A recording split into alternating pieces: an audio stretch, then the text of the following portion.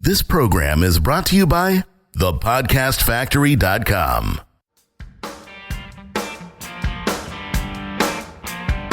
Hi, my name is Igor Kheifets, and this is the List Building Lifestyle, the only podcast which delivers cutting-edge conversion strategies from the online trenches straight to your earbuds. Download the transcript of today's episode and all future episodes at listbuildinglifestyleshow.com. I also invite you to grab a free copy of the Wealthy List Builder Survival Guide at listbuildinglifestyleshow.com/survival. And now, once again, it's time to claim your list building lifestyle. You are listening to the List Building Lifestyle Show. I am glad you're here, but the guy who's even gladder, I doubt that's a word, gladder, is Mr. Igor Kheifets, the king of solo ads. No, wait. What are you? What's your title now, Igor? I'm the pimp daddy of solo ads or something like that? Pimp daddy of solo. Yeah. Oh, God, you need a gold chalice. And a fur hat. Yes. I like the visual. In fact, think about that for a second. When you're doing your next images for any ads you do, you with a chalice and a fur hat. Done. Challenge accepted. Good stuff, Igor. So today's kind of interesting because you left us off saying that we were going to talk about something, and we're 140 episodes in. We should have probably talked about this before, but we're talking about, do solo ads really work? Is that right? You mean for anyone besides the guy who sells them, right? Well, I was trying to set that up, yeah, because that's my first question. I was going to play investigative reporter and nail you with that. Do they work for anybody else other than the people selling them? So let's start right there, brother. Do they? Yes, in spite of everybody else believes, right? In fact, solo ads have a really bad name. And it's surprising that, a lot of people are surprised I'm still doing them after all these years, because a lot of the folks that started out around the same time as I did selling solo ads and buying them for profit, basically, buying them, converting them, and then building a list, selling them. A lot of those people quit the business a long time ago, including the guy who taught me solo ads. And, some of them were trying to make a comeback recently, but failed. But most of them just quit and moved on. Like one of my top students who was doing a lot, like he was selling a good 150,000, maybe even 250,000 clicks per month. Okay. At a very low price though. Okay. Got to give you that, like at the 27, 30 cents per click. He quit solo ads a long time ago and moved into e-commerce. He now sells things that he says, things that people actually want to buy, right? As if people don't want to buy traffic, as if people don't want to buy marketing education, as if people don't want to buy podcasting support. You know what I mean? So he's got this mindset that basically says that we are selling something that people don't want to buy, and we're almost tricking them into buying this stuff. So he felt bad about it, if you will. So yeah, solo ads and solo ad sellers in particular have this really bad reputation, and a lot of people kind of steer away from them because they feel it's a really bad traffic source. Okay, in spite of, as I mentioned on the previous episode, I seem to be getting better results with this sort of traffic than Facebook ads. The traffic that everybody seems to blow out of proportion and put in the pedestal these days. But I think it's a really false idea. I think that whoever is promoting, there's basically several niches, okay, for solo ads, and I primarily specialize on business opportunity / make money online / work from home. But let's just say my friend Harry Spellman, he's got publishers in survival niche. Okay, believe it or not, he's doing a lot of business in the survival niche market, and solo ads are really big there. In fact, what we consider to be a big fish in the solo ad space, in the business opportunity space, somebody who say buys 10,000 clicks every month, right? That's just peanuts for survival. In the survival market, a big media buyer is somebody who's buying 100,000 clicks per month. Wow. Yeah, every month of the year. So there's also weight loss, a lot of traffic in weight loss, a lot of traffic in supplement game, in the supplement niche, a lot of traffic in the real estate market. Real estate, really? Yeah. So there's a bunch of niches for solo ads, and it seems to me that the amount of people selling solo ads in a particular niche is in direct proportion to how strict the ad networks are towards that particular niche. So, for instance, you will have a much easier time building your business with solo ads in the dating niche, compared to if you try doing like Google AdWords or Facebook ads. Interesting. Makes sense? Yeah. Because the networks are so strict, and Google AdWords, if you're getting past the barriers, then you have to pay a lot of money per every click. But with Facebook ads, I hear that they just shut you down altogether. Right. So naturally, solo ads there's just no barrier for entry besides your budget, and your budget could be as little as, I don't know, $500 a month or $300 a month, and as large as unlimited. So there's like a solo ad for every pocket, if you will. So the one thing to consider when you're thinking about using solo ads and whether they can work for you is basically your niche and your offer. Okay, so again, if you're operating a niche that's really difficult to get approved in the network, or is really, really competitive, then solo ads is probably a good option for you. Now, the other thing to consider is what's your budget, because a lot of people believe that if you got a small budget, you're better off doing something like Facebook ads, for instance, because you can set your budget to be $5 a day or something. But truth of the matter is, with $5 a day, you get nowhere. In fact, even if you're only doing retargeting, which is useful, right? Even then, you need a good $20 a day to pull any serious results. Not to mention that you go through a whole phase of literally thousands of dollars that we're just testing. Right. Literally just testing. Not to mention, this is the big one. Not to mention, you really have to know your shit. Like, you really have to be a skillful media buyer. You have to understand tracking. You have to understand offers. You have to understand how to write your own copy. You have to understand human psychology and how to stop them when they scroll through the news feed. Like, you have to do a lot of technical and marketing work just to get going, and it's going to cost you not just in the ad spend, but all the education and the tools that you're going to buy just to get your foot in the door. And all that is unnecessary with solo ads, where you just work with the person who has the traffic, give them some money, give them your link, give them your creative if they ask for it, and you run. And that's it. No wait, no buffer, no testing. Just run the damn thing. So your offer and your budget. Now, what kind of budget do you need? I would say in my space, in the space that I'm operating in, you can get started with as little as $100, maybe $200 if you're going for some cheap traffic. But I would say a good place to start is about $500, maybe $700. Okay, that would get you some tests going. Now, and then you can scale, of course. So budget is definitely something to consider. If you've got less than $500, then you can either hope to be really lucky to find a seller that is charging you, little money, if you will, to run traffic, and they got good clicks. Like, say, for instance, my friend Danny White, right? Danny White has good, solid traffic, but he's just afraid to charge more money, and that's his problem. I've told him many times, raise your prices, dude. You need it to operate, because email delivery is getting stricter every day. Everything's getting more expensive, so you got to kind of keep up. So just a matter of time before he raises prices. But for now, right, if you're looking for cheap quality clicks, you can hit him up. You can also work with my friend Harris, right, who I mentioned earlier. He's got some cheaper traffic options as well, although it's not as quality as some of his higher priced options. So the next thing is a skill set. So just like I mentioned with Facebook ads or Google AdWords, there's a lot of technical stuff to do. Like, my first stab at Google AdWords and Facebook was after I became successful, and by hiring an agency. Because I, for one, did not know where to even get started with all the pixels you got to place and all that stuff. So feeling so overwhelmed for a while, I just hired an agency, and they did it for me. And I watched them do it. You know how much time it took an agency to set me up with Facebook and then with Google AdWords? How long? A month and a half. What? The agency that does it every day? An agency, okay? Because they had to place all the pixels, they had to write a bunch of different ads, they had to make sure the retargeting ads are running, they had to create a different, ad sets and placements and all that stuff. So it took him a month and a freaking half, okay?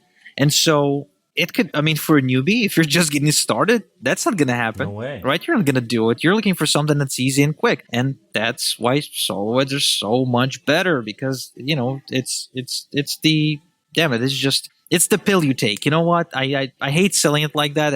But the idea, okay, just grasp the idea. It's the difference between either walking 50 miles or riding a mechanical bicycle for 50 miles, or just, jumping in a car. and driving with the comfortable leather seats and air conditioning and the stereo on. So that's the difference between solo ads and something like Facebook ads, for instance. The other part is that the mindset, okay? The mindset with, say, Google AdWords or SEO is instant mindset. In other words, if I'm selling, say, water, okay, I naturally going to target somebody who's thirsty. Let's just hypothetically say that somebody who's thirsty Googles water.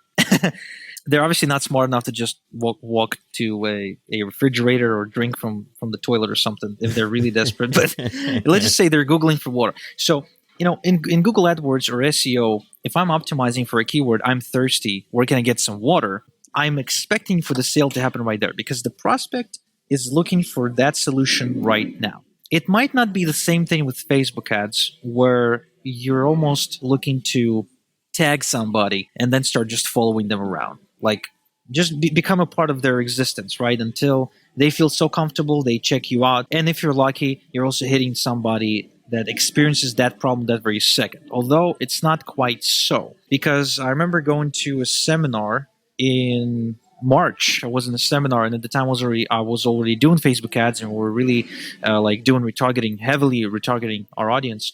And I met a bunch of people who were basically in that audience.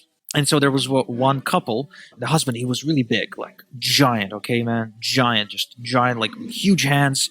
He could literally crush my head like this. Wow. And his wife, really nice people, okay, really nice people. And they were just getting started with a program by Shakir Hussein called the Wealth Academy. And they were still like going through the motions. They're not ready to buy traffic just yet. So, but what the lady said to me was really profound. She said, Igor, I recognized your face and I had to come talk to you because you're the first person and the last person I see before I go to bed and when I wake up in the morning. Now, this means that she sees my ad daily. She sees it immediately as soon as she opens up her cell phone and starts scrolling through the feed, but she has not applied. She has not been working with us even to this day. So she says, one of these days I'm going to come talk to you, but, because I see you all the time. So in other words, Facebook ads almost serves as a way to place the seed, to plant the seed in their mind. So when you need traffic, you will come talk to Igor when I count to 3 and, and flick my fingers. So with solo ads, it's a slightly different game to those two. It's not instant, but it's also not as delayed as Facebook ads. What it is that you're advertising to a targeted audience that's already expressing an interest in what you're selling. So if you're promoting a dating course for, let's just say, divorced men, right, you can find a list of people that are interested in dating advice. And chances are a lot of these guys will be divorced men who are looking to get back in the game. So when you email, you will hit your target demographic in a significant way. I mean, maybe not an entire mailing will be a great fit, but a lot of it will be. And some of them will be in the mindset of, okay, I'm ready for that solution right now. I am in that stage where I'm actively looking for a solution. Or, which is my favorite type of customer, I'm the 10%er. Okay, the 10%er is somebody who's buying everything in a certain category. Like, I'm the 10%er for technology, for Mac technology, for Apple technology. Like, right now, I am recording this with a brand new MacBook Pro, right? I have the most recent iPhone 7, or whatever the most recent one is. Back home, I got an iPad. I got 3 more MacBooks. I got an iMac, which is like the big computer, right? I got, my wife has an iPhone, my mom has an iPhone, my dad has an iPhone, which I paid for all of them. My daughter has one, but I don't let her use it for more than an hour a day. So basically, I'm the 10%er for Apple. Like, whatever's Apple putting out, I'm going to get it. So there's actually people like that in every marketplace. And the beautiful part about targeting, like using solo ads, is that a lot of these people are on a bunch of different lists. This is why sometimes when you run solo ads from several different sources in your category, you'll see that it's the same people applying and then seeing you because they're on everybody's list. They're buying everything. So just like, I am the 10%er, just like you, Jonathan, we're the 10%ers for the internet marketing space because we bought products from Frank Kern, from Ryan Dice, from Russell Brunson, from Anik Singhal, from whoever, is hot today, Brandon Bouchard, you name it, right? So we buy from everybody. We're the 10 percenters. And these are really the greatest customers that you can hope to get if you're a newbie and you're just getting started with your business. Because these customers pay less attention to the proof element and they do less of a research, if you will. All they want is to get that thing that helps them get like this. They chase some sort of a feeling sometimes. It's like junkies. You know what I mean? That's funny. Yeah, no, because you say that and I'm like, shit, you're not supposed to be talking about my addiction here. This is not what this is about. But that's what they do. They just want to buy shit. They just want to get that. It's like, why does a guy who owns, 5 supercars, like a Ferrari, a Porsche, et cetera, et cetera, et cetera, why does that same guy goes out and buys a Tesla? Like, let's just assume that he doesn't really care much about the environment, but he's buying the car because it's fucking cool. Because that's what he does. That's his stupid money, if you will, right? That's his passion. Like, he wants to spend money on cars, just like I spend a lot of money on technology. And even though I justify it to myself saying, well, I'm an internet marketer, I have to be, I have to use the best technology because, I'm a top internet marketer. But the truth of the matter is, I get a feeling, I get a kick out of buying all this stuff. And I feel really good when other people walk into this coffee shop and they look at me and I'm like, oh shit, he's got the new Mac. Oh, nice. Yeah, baby. Yes, yes. Status. You got some status there.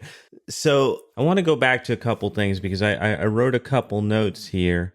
And so let's start with these two pieces that fit together, and then we'll go back to another one.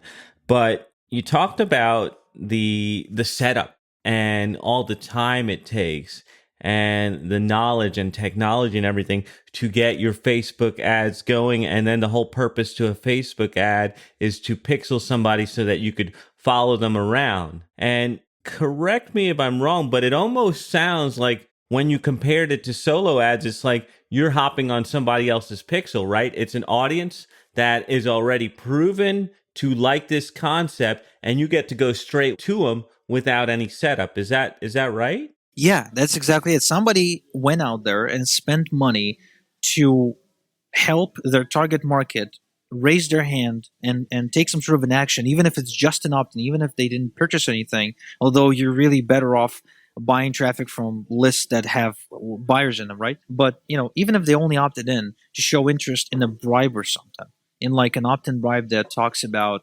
the 5 never fail pickup lines for men over 40 with hairy legs and awkward and faces. Yeah, exactly. So even if it's just that, you're way better targeting that audience than going on Facebook and starting a series of ads to people who liked, David D'Angelo or whoever else is like, what's this guy? Julian, right? The dating guru, right? So you're much better off than doing that because Facebook is just not that targeted. So just like on Facebook, when you have somebody clicking on your page showing interest and you can like pixel them and you can then build an audience, which is actually, by the way, it's yours. I researched this some time ago and turns out that the retargeting and custom audiences you're building are your audiences and you're welcome to advertise anything you want to these audiences, which means now you can create much better results with solo ads if you're smart, okay, and you place a pixel on your landing page and on your thank you pages, and then you can actually follow around those people. You can follow them around on Facebook and other retargeting platforms. So you're basically using Facebook ads or again, whatever the platform is, and solo ads combined together to create like a hybrid version, if you will, which is smart. It's really, really smart. A smart thing to do. Now, another thing along that line that I wanted to just bring back. And it's funny, we're talking Facebook ads, but I think that it's important that people know that you do study different traffic sources. You are out there always looking and you're out there testing because at the end of the day, you're trying to get traffic. I mean, that's your thing is traffic. We can call it whatever we want, but you're a traffic man as far as I'm concerned. So this rumor, there used to be a rumor, and I think we both know this because we're playing around with Facebook ads quite a lot now, that you could do Facebook ads for $5 a day. How much BS is that? Oh, that's such an under. You know what? I'll answer it with the following statistic, if you will. In my testing phase, in the recent 20, 26, or 25 days, I spent $3,800 now on just testing.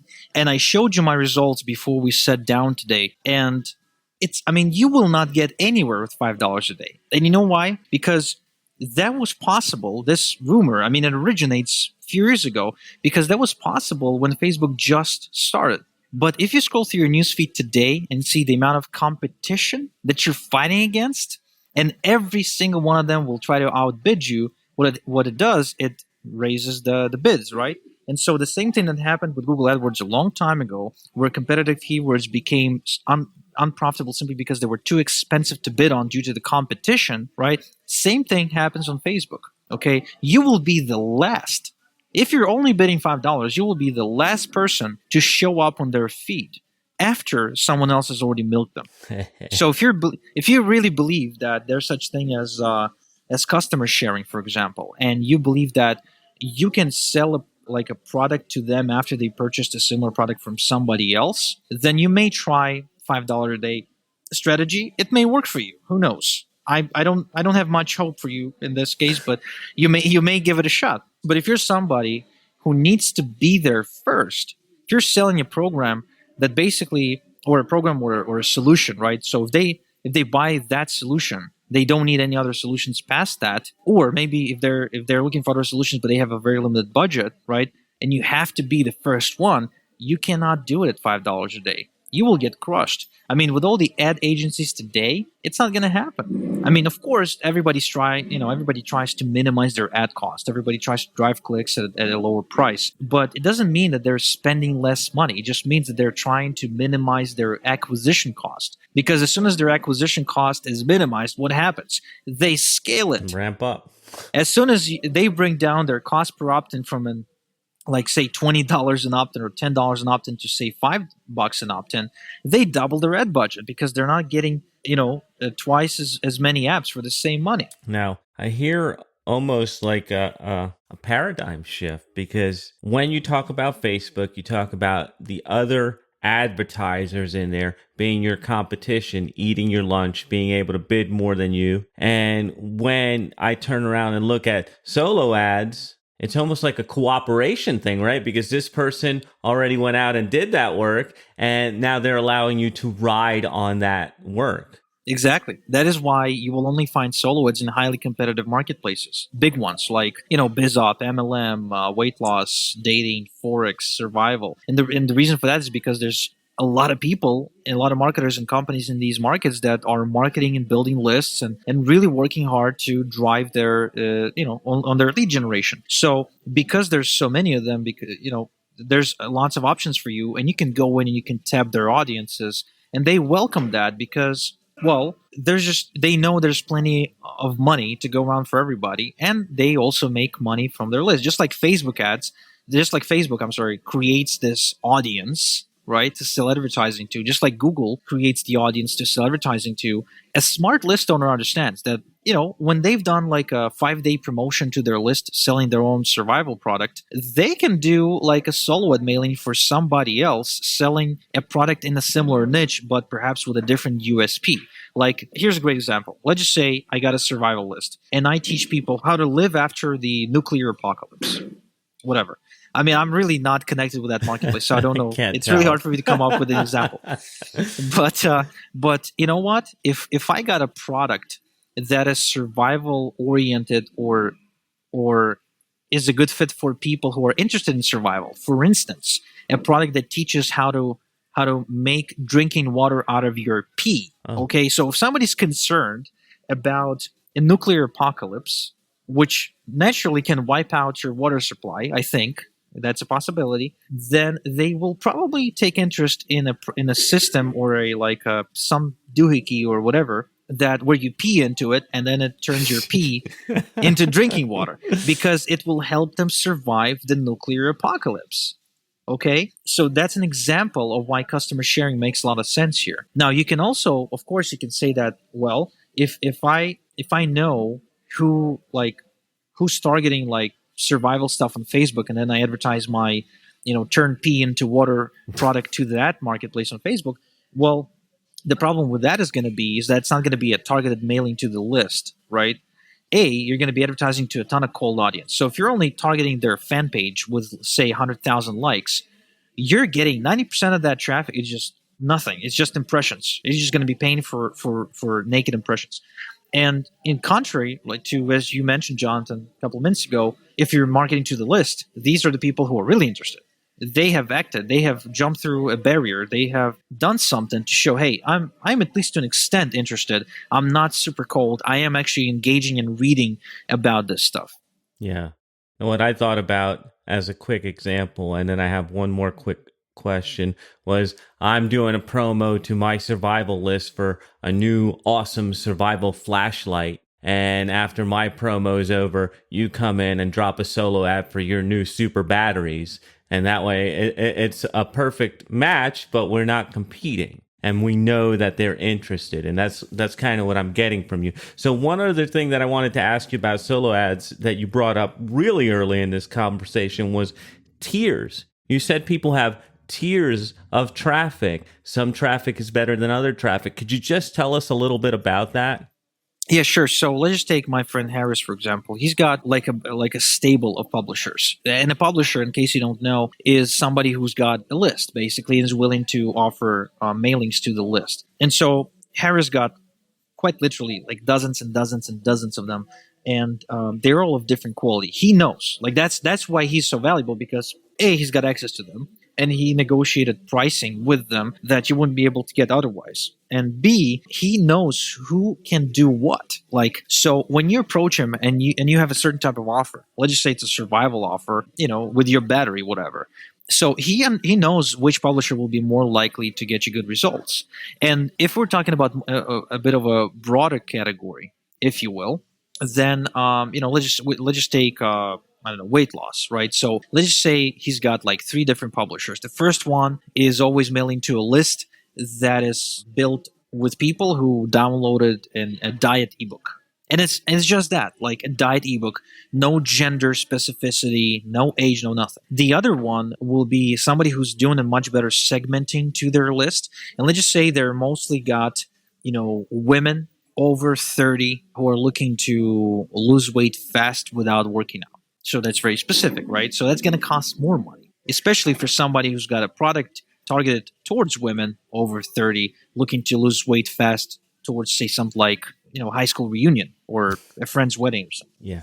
And maybe the last list is prospects and buyers of a weight loss system like six-pack abs or something. Like, the six-pack abs, Yeah. or what was it? It's a ClickBank bestseller. I can. Is it the Asian guy? I can almost see the images. It's oh no, not his name is Mike Geary, I think. It's not the Asian guy. So Truth About Abs. Yeah. So that product, like if I had a weight loss offer, and it was geared towards men, okay, I would be mailing to that list, and I'd be paying more money to do it because A, it's a paid product for $49. B, it's geared mostly towards men because who's thinking about abs? Well, for the most part, men with some women, maybe Instagram women, think about abs. I mean, I know that my wife thinks about them, and I really dream of her having some, but yeah. Easy killer. Yeah. Speaking of my wife, she actually just walked into the coffee shop, literally. Coming to get you. Oh no, but she knows I'm recording, but she was probably out shopping or something. Anyway, so that was the third tier, and I would pay more money to advertise to that list if I had a weight loss offer. Yeah. All right. So we've talked a lot, and you have answered my questions, and I want to get in a final word here about how much I respect you, because I've wanted to give you money before. And I'm like, Igor, can I give you money? Do you think that it would help me with my podcast factory? And you're like, nope, wrong audience. I respect you for that, man. I really do. I really do. Well, yeah, I mean, and I'll explain why, by the way. I explain why that wasn't a good idea for you, because you need people who are experts at something. Yeah. Who are not afraid to talk about it on air, and who basically want their voice heard. And so that is definitely not the kind of audience I have. My audience is people, regular blue-collar people. Some of them are older, some of them are younger, some of them are blue-collar, some of them are like small business owners. They're looking for ways to move away from their day job and to use an automated, like a done for them internet marketing system that leverages the internet in order to create an income stream, right? Right. That's not the kind of mindset or the kind of targeting that you need. Okay. Now, incidentally, I'm going to guess that you're going to have a pretty hard time, right, targeting this kind of crowd on Facebook because what I'm seeing on Facebook is that the experts that you need that would be interested in hosting your podcast are the people who are actually doing the ads. So, a better strategy, just hypothetical, I'm just brainstorming here, would be to see who's doing ads. And then reverse. Yeah.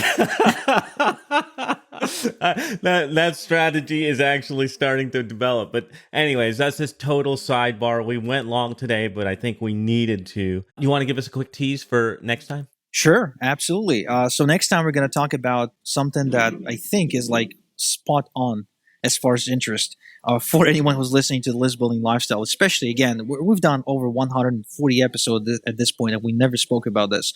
So we're going to talk about how to build an email list with solo ads fast, okay? I'm not saying it's going to be cheap.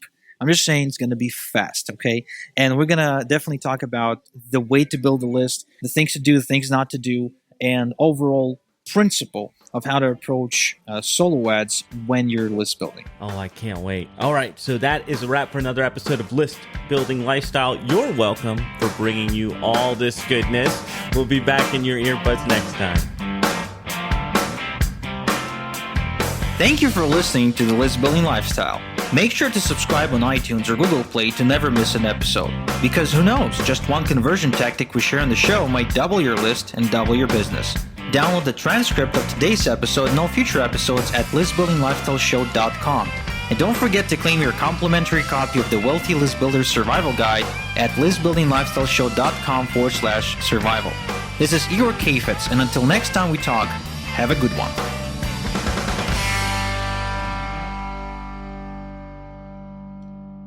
This is thepodcastfactory.com.